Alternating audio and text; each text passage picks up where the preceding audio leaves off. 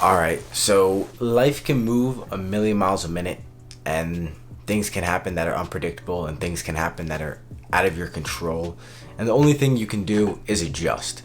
But there are things in life that you can control and that you can do to, number one, bring you happiness, number two, bring you stability, number three, bring you some form of health, whether that's mental health, physical health, probably a mixture of both, and number four, bring you some form of comfort slash purpose slash meaning in life. It's kind of interesting how number four, comfort, meaning, and purpose can kind of all link together. You know, there's comfort in having purpose and from doing hard work, and that's sometimes counterintuitive. But in this video, we are going to break down some of the things you can do to get out of your own way to live a happier and healthier and just better life.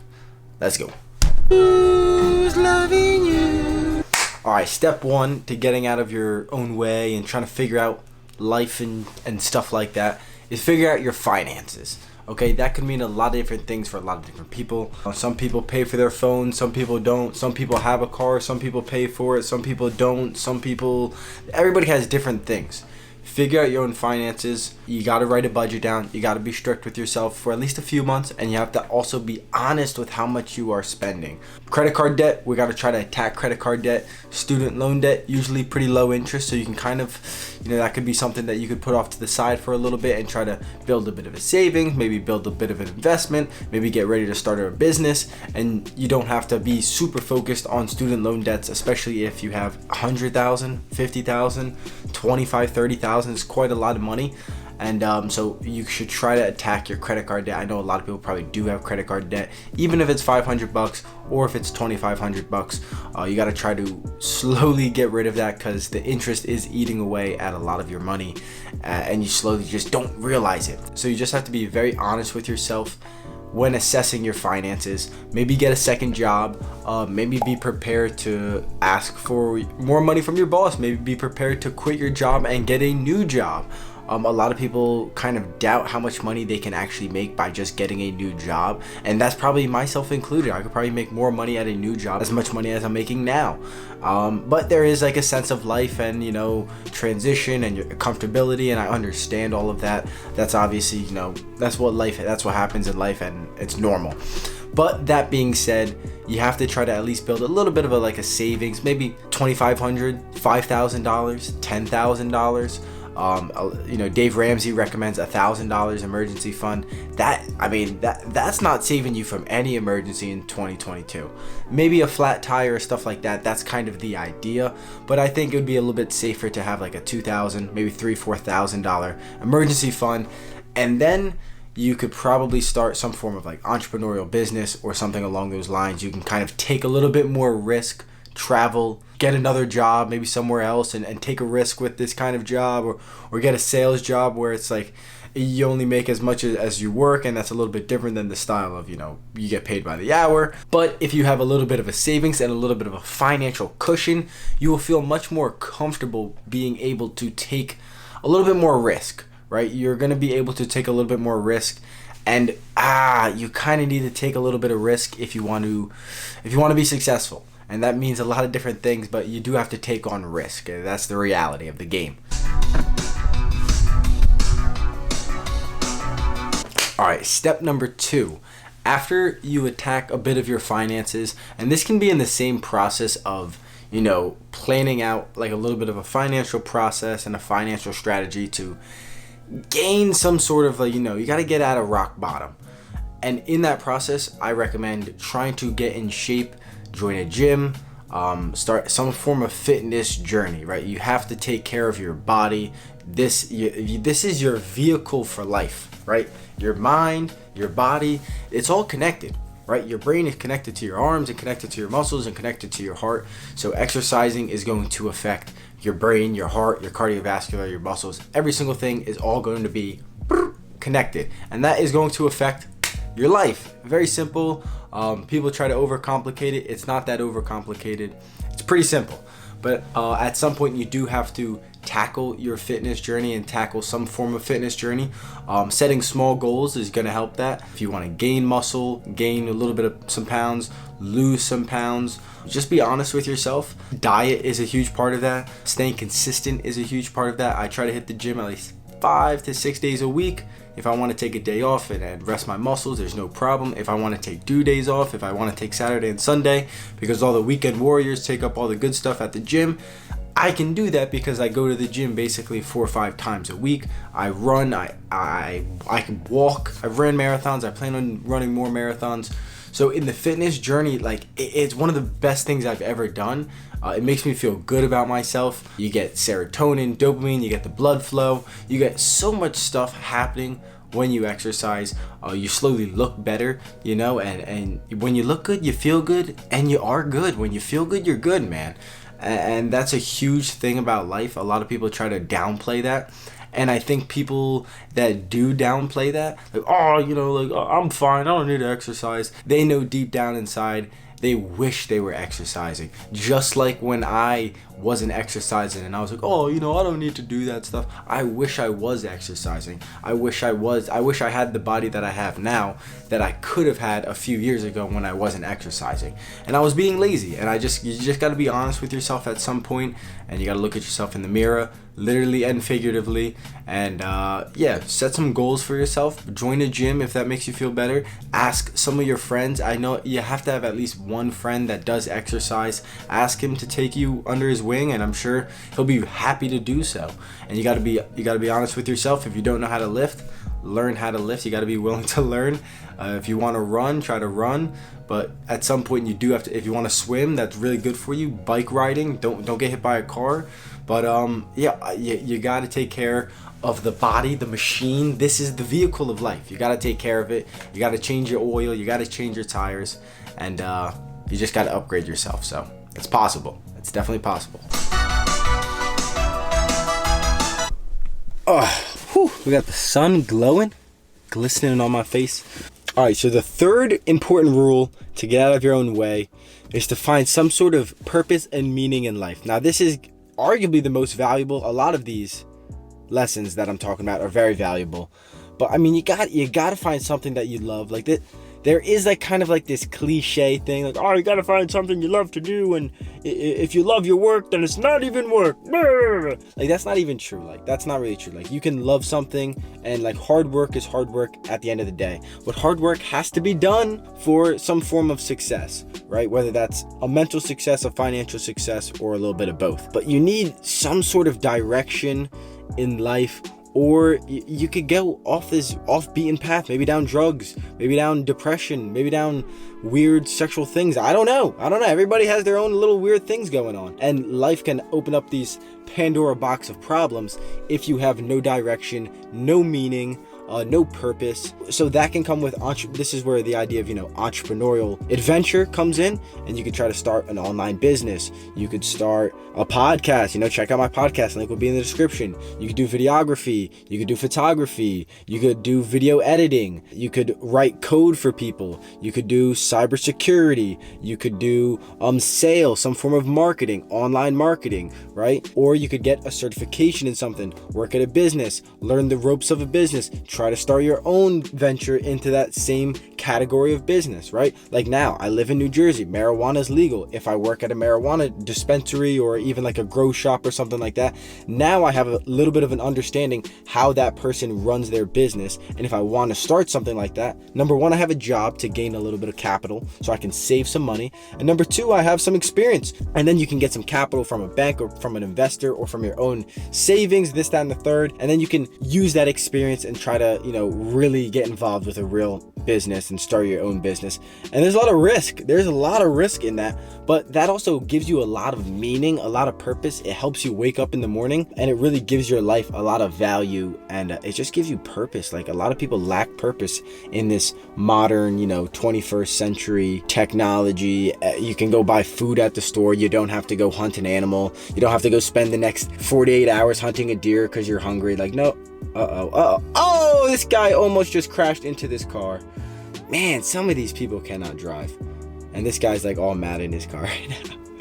What are you gonna do? But yeah, I definitely would recommend trying to figure out your financial situation, trying to figure out your health situation, because a lot of times you got to pay for maybe a gym membership or maybe a little fitness instructor or something like that. If you don't know how to exercise, you do have to learn how to exercise. It's okay. It's like 3-4 months learning process, but then you can attack starting a business or starting some form of really like lifelong hobby, maybe like fishing, and that could always turn into a business. Maybe you do guided fishing or you do photography for fishing, whatever it may be. It all kind of correlates together, as you can obviously see. Look at the clouds, pretty sky, the sun. Subi gang.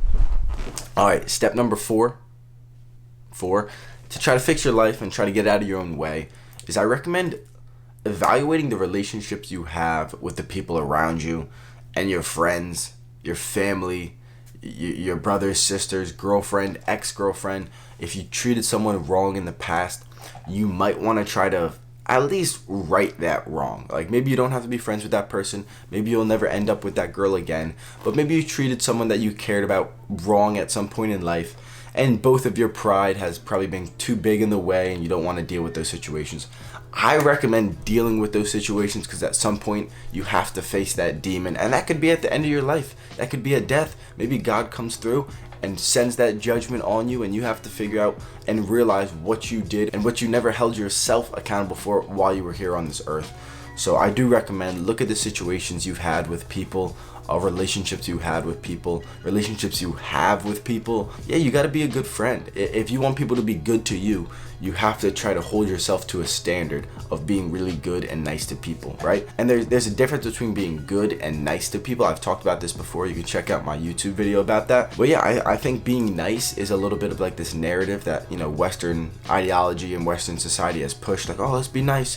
Let's all care about each other and blah, blah, blah. No one, that's so fake. That's so fake. Like, how often are you in your daily life and people are super nice to you? Yeah, someone might hold the door for you, or someone might say, have a nice day. That's nice. I appreciate that. But it's better if someone is good to you. If you need your friend to have a real conversation and explain something to you and tell you maybe some criticism that you need to fix your life, and then you're mad at them, that's on you, because they're being a good friend, right? If you're in a relationship and you're with a girl or a guy and they treat you like shit, and you wonder why your life is kind of in this hectic type of, you know, stressful type of situation, and your friend comes to you and like, yo man, I think the girl you're dating is not good for you. I think she's toxic for you. I think you can do better. And I think she's just bringing your life down a little bit. And you're like, oh, you, bro. You don't know anything about my girl, man. I love her so much, bro. God put her there for me. And then 2 months later, you guys are broken up. And then now you don't want to talk to me because I did the right thing, right? It wasn't nice. It's not nice for me to come up and be like, oh, bro, I hope you love your girlfriend. She seems like a nice chick. It's like, no, she's a and she's treating you like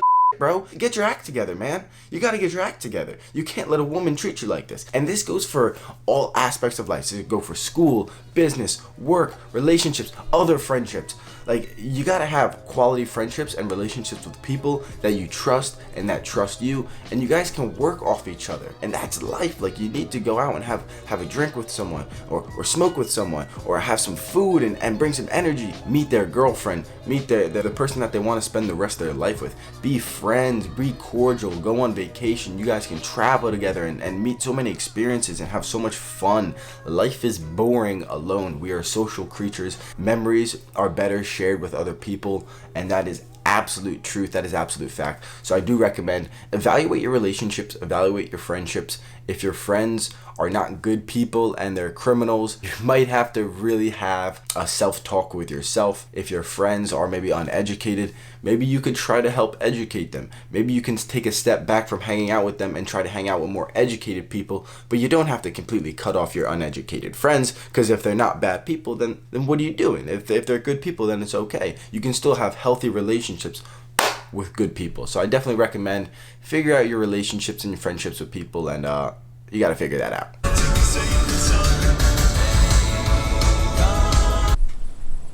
Oh yeah, clouds are rolling in, but the sun's still peeking through. Beautiful day at the park. I feel like an old man. Whew. Okay, the last step, number 5, to fixing your life and getting out of your own way is, this is going to be super opinionated and personal for me, but not super personal, I guess, but I recommend to travel. I recommend traveling is probably the best thing anybody can do. If I just stayed in this little town that I lived in New Jersey and I never left, I really wouldn't know shit. Like, of course, I could watch some movies, I could read some podcasts, I could read some books, I could listen to some podcasts, I could watch videos of people traveling and all this different stuff. But I've never been there. I've never talked to those people. I've never walked inside of those businesses. I've never seen those people. I've never met their culture. I've never seen the lifestyle they live. I've never taken a shower where they take a shower. I've never swam where they swam. I've never drank or ate the food that they eat, or the way they eat it, or how they cook it. There's like a whole aspect of life that's so different in every single place of the world. You could go, I'm in Central Jersey, you could go to South Jersey and get a different viewpoint of New Jersey lifestyle, of American life. I drove across America. Last year I went to Colorado, Utah, Nebraska, Oklahoma, Tennessee, Iowa, all these places. Indiana, Illinois. I've never been to these places before, and it was such an eye-opening experience to see other ways of life. I've seen neighborhoods very similar to my neighborhoods. I've seen neighborhoods much poorer and much more dangerous than the neighborhoods that I live in, I've grown up in. And it just gives you this perspective of life. And I've slept in all of these places. I've slept in campgrounds and in the forest and in parking lots and in all these different areas. And it's really fascinating. And you can see the different cultures of immigrants coming to different parts of America, and how does that change the culture. And it's fascinating. It's really interesting. Florida is really a culturally melting pot, part of America. But Europe is beautiful. Like, Europe has been around for thousands of years. Those communities and civilizations have been around for thousands of years. They have so much culture and history and just so much life that it can bring you, so much perspective. And when I say perspective, like, that's such a deep word when I'm talking about it. And when you can like add that perspective to your overall life, it's so valuable. Like, you can spend time in poor countries in South America and even out in like Eastern Europe and some of these Asian island countries, Thailand, Bangkok, I think Bangkok's in Thailand, but all these different cool, like Philippines, all these really cool spots. I recommend traveling. For the most part, you're probably not going to get kidnapped. You're probably not going to get taken by Eastern European sex traffickers like the movies. But it's a possibility. It's a possibility. But the world is pretty safe. Humans, we are much more like people in Middle Eastern countries and African countries than we are different. That's the reality. For sure, we're definitely different, but we're so much alike than we are different, and that's so fascinating, and that could probably bring a sense of like perspective and like humbleness. And I think a lot of people probably need that, especially in a time like now. We have a supercomputer in our phone, or we have a supercomputer in our pockets, and it's probably not helpful that we have such a powerful thing, such an intelligent type of device. I think it does negatively affect our life. But I hope you enjoyed this video. These are the 5 steps you could apply to your life to try to get out of your own way and to try to live a little bit of a happier, healthier, and better life. Smash the like button, subscribe, drop in the comments what you think. Check out my podcast, link will be in the description below. And thank you so much for watching. Deuces.